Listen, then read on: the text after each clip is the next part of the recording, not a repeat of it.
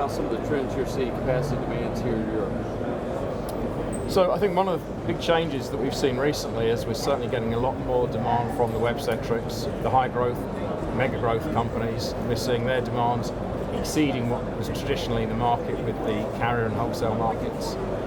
So that's changing the dynamic significantly. In some ways it's changing the way in which we're seeing the demands from a pricing perspective and pure the pressures they're putting on us to deliver more and more at a lower price. And how's that compare and contrast to what you're seeing in other parts of the world? I think it's pretty similar from a global basis. Obviously, from a Hibernia Networks perspective, we're leaders and dominant in some of the core capacity growth regions in the world, from the US and Europe, and obviously through the corridor across the Atlantic. One of the big benefits that we have as owners and operators of the infrastructure at Hibernia is that we can develop in cooperation with equipment vendors in terms of being able to deliver the highest and best capacity equipment available to deliver onto our customers, and that's whether they're carrier customers that are building their own large-scale IP backbone networks, or delivering customer bespoke applications for diversity or capacity reasons. So we see this continued escalation of capacity needs on a global basis, but especially, I think, from a global perspective, real dominance in terms of growth in our key markets. And what are some of the most recent news you've announced, say, capacity show, or some of the big announcements?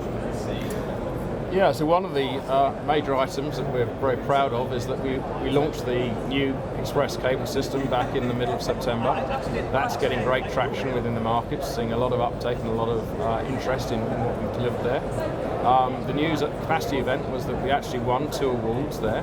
One was the Project of the Year, Subsea, and the other one was Subsea Innovation. So 2 awards, very proud to receive those, and it's Express is transformational for our organisation. So it's good, great time. What were some of the key drivers that were the real catalyst for you to do the undersea build? Why did you connect where you did? I think it was a combination of many factors. One, we have a history and pedigree as Hibernia in the transatlantic market. It's an area we know very well, and we're very successful in that space.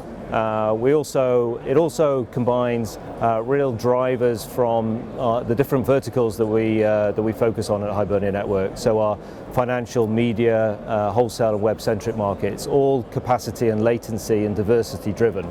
Therefore, the system combines all those elements together. It's the fastest cable across the Atlantic between London and New York, obviously from a key financial exchange connectivity perspective.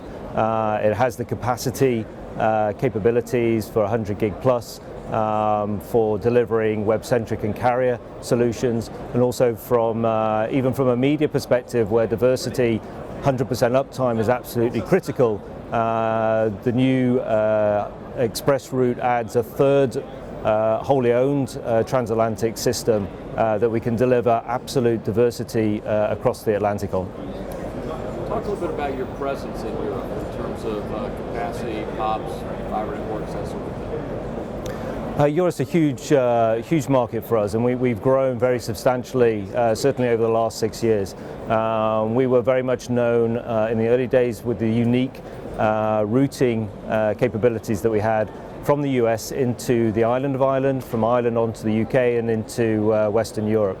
We've expanded that network density, really driven by customers that want to get into new regions in Europe, and also new customers wanting to access the Hibernia global network. So we're now penetrated into much more Eastern Europe and also Southern Europe. And finally, we actually have completed the 360 network around the globe from Europe into Singapore as well. Hey Greg, you're going to be speaking on a panel later today, and one of the topics is going to be the impact of mobile data and video on capacity planning.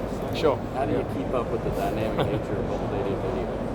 Yeah, I mean, there's a constant demand for capacity. I mean, even the edge devices are running things like 4K video now. That enormous swamping of data is driving density in the metro, driving that metro edge to the radio networks. There's a huge somewhat re-architecting of the whole of the marketplace here going on. So from a core carrier perspective, we're seeing a great deal more core requirements, but also that distribution and the meshing of that data down to the edge is kind of evolving and driving from, we're at a data center conference primarily here today, a lot new data center builds, a lot more penetration into the market. Yeah. Thanks for your time today. Thank you very much.